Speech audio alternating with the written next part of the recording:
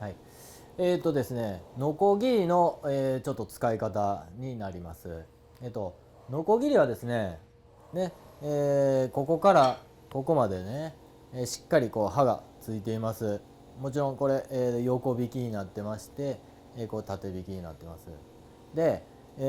時々ですね、こう材料を切るときにですね、こういうふうに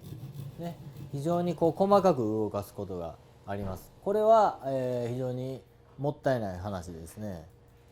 刃はここからここまでねしっかり、ついていますんで、しっかり、ノコギリの刃をですね全部使って